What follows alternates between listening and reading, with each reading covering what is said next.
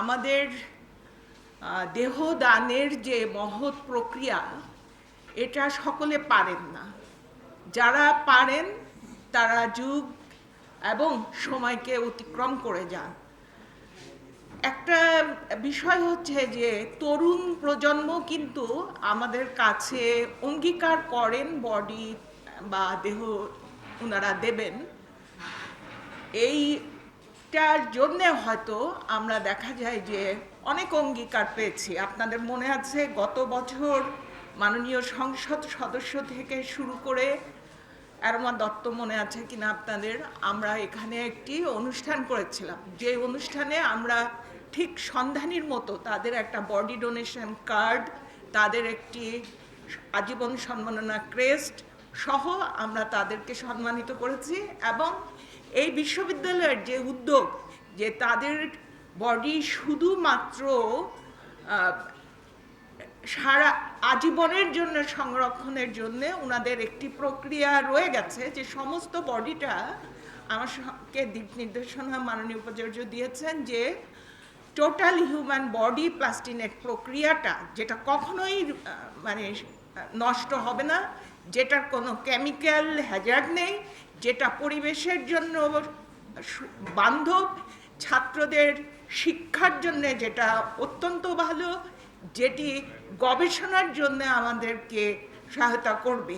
এক্ষেত্রে আমরা বলে রাখি যে আমাদের যে শিবনারায়ণ দাস যে বডিটা দিয়েছে, এটা আমরা 1 মাস ধরে প্রিজার্ভেশনের প্রক্রিয়া মধ্যে রয়েছি।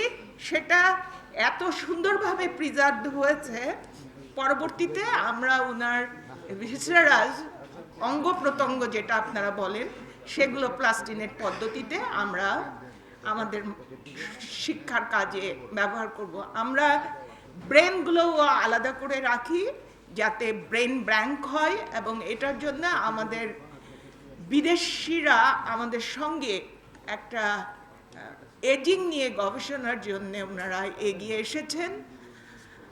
এই যে আমাদের দেশের এই প্রক্রিয়াগুলো, এই যে লেটেস্ট যেসব মানে এখন আমরা সিলিকন দিয়ে বডি প্রিজার্ভ করছি, সিলিকন মানে বালু যেটা, সেটারই একটা কেমিক্যাল ভার্সন দিয়ে আমরা বডিটাকে হার্ড এবং পিউরিফাইড যাতে না হয়ে যায় সেভাবে প্রিজার্ভ করছি। এই নিউ টেকনোলজিগুলো কিন্তু আমাদেরকে এগিয়ে নিয়ে যাবে। আপনারা জানেন মাননীয় প্রধানমন্ত্রী আমাদের যে গবেষণার জন্য চিকিৎসা খাতে যেসব এগিয়ে দিচ্ছেন, সেক্ষেত্রে কিন্তু বোন একটি ইম্পর্টেন্ট হিউম্যান বোন, একটি ইম্পর্টেন্ট বোন ডাস্ট, একটি ইম্পর্টেন্ট স্তর, যেটা যদি আমরা সাকসেসফুলি করতে সমর্থ হই তাহলে এটা দেখা যাবে অনেক ক্ষেত্রে সাপ্লিমেন্টারি এবং মলিকুলার ইউজটা থেকে যাবে ইন ফিউচার। তো আপনাদের কাছে আমার যেটা, আমাদের নিকট এখন পর্যন্ত 100-র অধিক এই হচ্ছে ডকুমেন্টস রয়েছে যারা স্বেচ্ছায় বডি ডোনেট করতে চেয়েছেন। একই পরিবারের একাধিক ব্যক্তি এগিয়ে আসেন। এছাড়া রয়েছে হচ্ছে যে অলরেডি দানকৃত বডির উপকারও আমরা পাচ্ছি। আপনারা আমাদের বিষয়গুলোকে চারিদিকে ছড়িয়ে দিন, যেন এটা একটা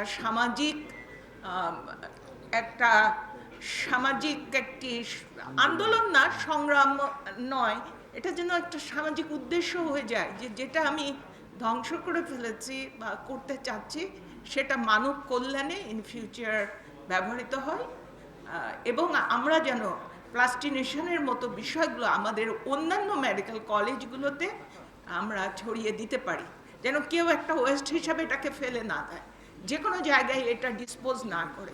এটা চিকিৎসা গবেষণা শিক্ষা প্রশিক্ষণে আমরা ব্যবহার করতে পারি।